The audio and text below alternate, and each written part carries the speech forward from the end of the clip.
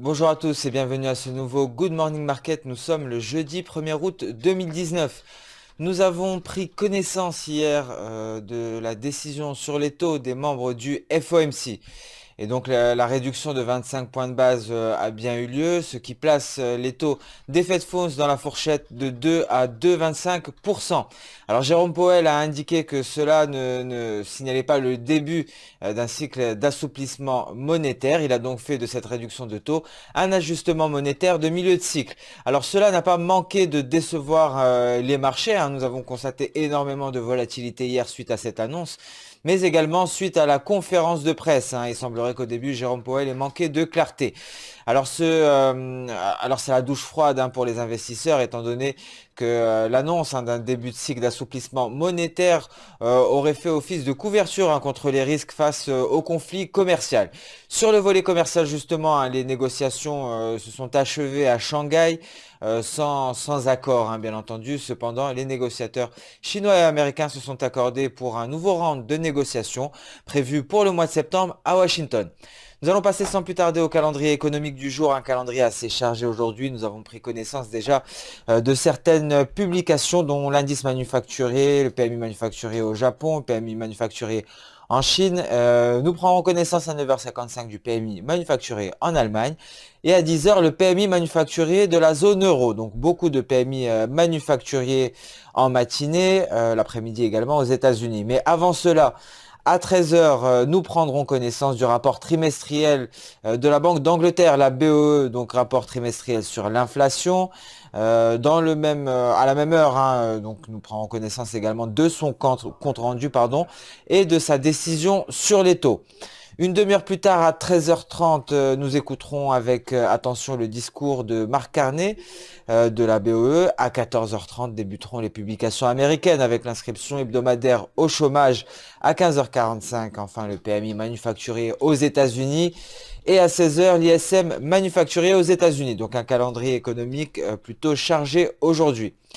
Nous allons passer sans plus tarder sur la plateforme X-Station 5. Donc devant vous, une représentation graphique du dollar américain en données journalières. Le dollar américain qui s'est considérablement renforcé hier, hein. Cela ne plaira pas au président Donald Trump qui souhaitait que Jérôme Powell dévalue le billet vert. Celui-ci s'est clairement renforcé. On vient chercher le haut du canal haussier, hein. Je vous rappelle que le dollar américain évolue dans ce canal haussier depuis le mois de mai 2018. Donc celui-ci continue sa progression à la hausse, ce qui a ramené l'euro-dollar en dessous du niveau des 1,11, hein. Nous allons apprécier cela bien entendu en données journalières.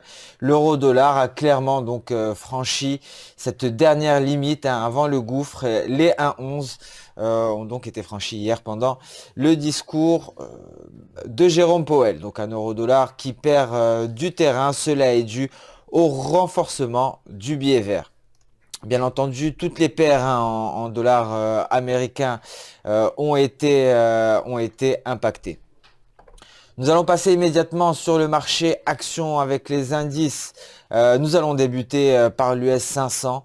L'US 500 qui s'est clairement replié hier, hein, qui a perdu plus de 43 points pour venir chercher sa Kijun en données journalières, hein. Donc aujourd'hui, vous pouvez le constater, hein, nous avons un léger rebond, hein, qui est dans l'attente, donc notamment un franchissement de cette Kijun 2973. Mais ce n'est pas le seul indice américain à s'être replié. Alors il me semble que le Dow Jones, hein, a affiché un net repli de 427 points hier. Les indices américains ont clairement plongé. Les indices européens aujourd'hui ont débuté la séance en territoire positif, hein, avec un DAX notamment qui est toujours, hein, sur son support aux alentours, hein, des 12 100. Un DAX, hein, qui évolue à la hausse en direction de sa résistance, sa prochaine résistance qui est matérialisée par les 12 205. Le CAC 40 également, vous pouvez le constater en données 1 heure, qui est haussier à l'ouverture, qui s'est appuyé sur son support à 5500. C'était également le support de la veille, hein. La veille, le CAC 40 avait évolué dans une faible zone de 40 points environ. Le CAC 40 aujourd'hui se montre plus nerveux à l'ouverture. On peut le constater en données H1, mais nous pouvons le constater également en données journalières. Le CAC 40 qui s'appuie donc sur les 5500 points pour se diriger vers sa Kijun en palier, une Kijun en palier qui est légèrement au-dessus des 5560. La prochaine résistance pour l'indice français. Nous allons passer à présent sur les marchés des matières premières avec un pétrole, hein, qui s'est replié hier, le pétrole qui a été pénalisé par la décision de Jérôme Powell. Donc un pétrole qui a franchi à la baisse sa Kijun qui représente le niveau des 64,44 $. Aujourd'hui, le pétrole s'appuie sur son support, sa Tenkan Daily, et donc fait face à sa résistance, hein, la résistance à 64,40 $.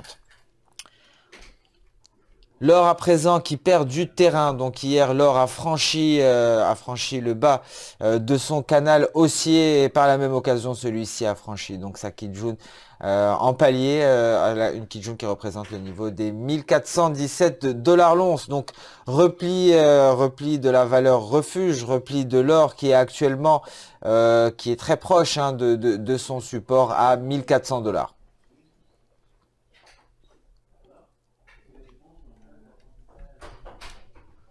Ce Good Morning Market touche à sa fin. Je vous remercie d'avoir suivi avec attention. Je vous donne rendez-vous dès demain pour un nouveau point marché. En attendant, je vous souhaite une excellente séance de trading, une excellente journée. Comme d'habitude, n'hésitez pas à liker, commenter ou même partager cette vidéo.